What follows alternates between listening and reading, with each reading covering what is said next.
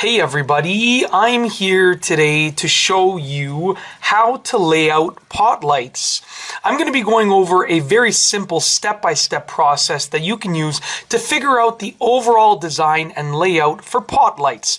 Let's get right to it. So there are a few things that you need to consider. The first thing is that pot lights are almost always installed in rows. Okay, I'm going to try and write nice and large so that you can see because I'm writing with a pen and not a thick marker. So they're usually installed in rows. So what we want to know is how many rows. So there's a very simple formula. How many rows are you going to need for your pot light installation? What you should do is you should take your ceiling height, so the height from the floor to the ceiling, the distance from the floor to the ceiling, and divide it by 2. So let's say that I have a ceiling height of 8 feet. I'm going to take that number, I'm going to divide it by 2. That gives me 4 feet. And this is the distance that you should have between each row. So your ceiling height divided by 2 gives you the distance that you should have between each row. And this is a rough guideline. It doesn't have to be exactly 4 feet, but 4 feet should be your guideline. Okay, so I need basically 4 feet between each row, plus I need some additional space on the sides. So we need to figure out how many rows. Okay, that's the first step. So let's just say that I had a room layout, and sorry about the poor lighting, I'll just do my best to keep everything as bright as possible. Let's say that we had a room layout like this. Okay, and I was going to have my rows going this way, up and down, when I'm looking at the room layout like this. So let's say that we had a 14-foot width. So we have 14 feet from here to here, okay? So what I want to do is I want to figure out how many rows I need to have. So what I can do is a very simple formula. I can determine how much space I want to leave on either side, and then the space between each row, which is 4 feet, and then I can figure out how many rows I can actually fit. So let's just say that I wanted to leave 3 feet on either side, okay, which is 6 feet. I know that out of the 14 feet, I have now 8 feet to work with. That leaves me with 2 gaps of 4 feet. 8 feet is 2 gaps of 4 feet.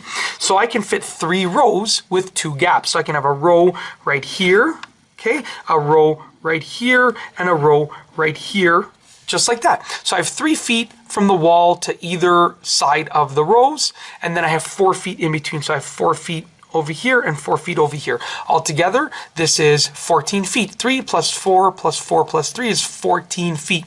So I have 3 rows of pot lights. Here's my first row, here's my second row, here's my third row. So how many rows? We're going to have 3 rows of pot lights. That's pretty much the first step, determining how many rows.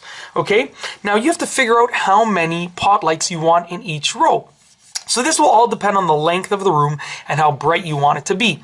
But you should determine roughly how many pot lights you want in each row. So how many in each row?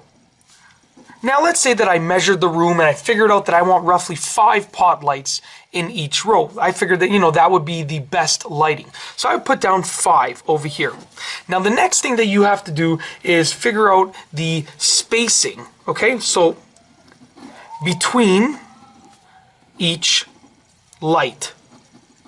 So in order to figure out how much space you need to leave between each light, you actually need to look at the joists on the top of the ceiling. You need to look at any obstructions. You might be working around ventilation. You might be working around wiring. You might be working around plumbing pipes. But you need to figure out roughly how much spacing between each light. And in order to do that, you need to find a starting point and then work from there. So let's say that you found your starting point. You wanted this to be your starting point, okay? So you wanted your first light to be here.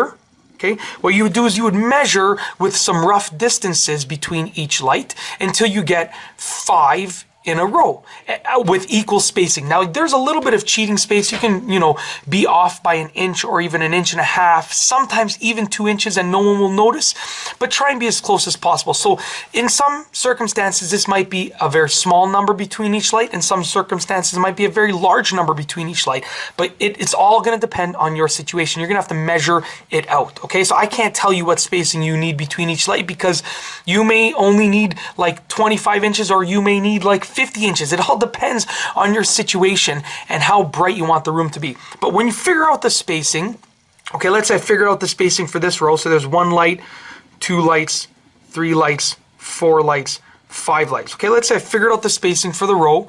You're going to replicate that spacing with the other rows. So you're going to go ahead, and once you figure out the spacing between each light, you are going to copy the spacing. Okay, so you're going to copy the spacing. So you're going to do the exact same spacing here. Exact same spacing. It's going to look literally just perfectly lined up. Make sure that you are precise. Just as I said before, you can cheat with the spacing between each light. You know, when you're measuring out your first row, it doesn't have to be, everything doesn't have to be exactly identical. But when you're lining these up like this, you need to really make sure that they're spot on, okay? That they're exactly in the exact same lines, okay? The exact same measurements.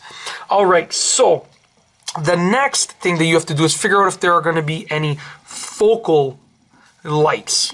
So let's say that you are doing this in a kitchen and you have a sink over here. You might want to put a pod light over here for the sink, right? You might want to do it over there. And it can be directly lined up with these, or it can be offset. But you don't want it to be about an inch off. You want it to be either directly lined up so it looks like it's in line, but it's a focal light, or you basically want it to be completely off. You don't want it to just be an inch off. You want to make it like completely off, like in the middle of 2 of these lights, okay?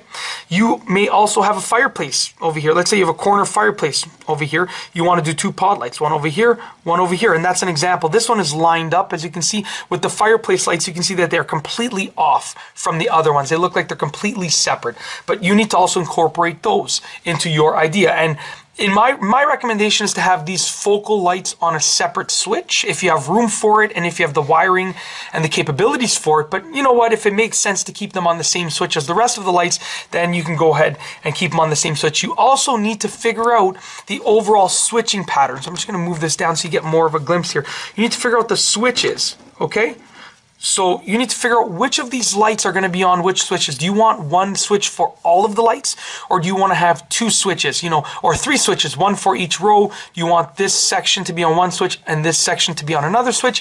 That's completely up to your own personal preference, but that's basically it. In this video, I have outlined the entire process for laying out pod lights. This is very important whether you are doing a brand new build or a renovation, but I have laid out the entire process for figuring out the placement, the location, and the spacing of your pod lights. And that's all I have for you today. Thanks for watching.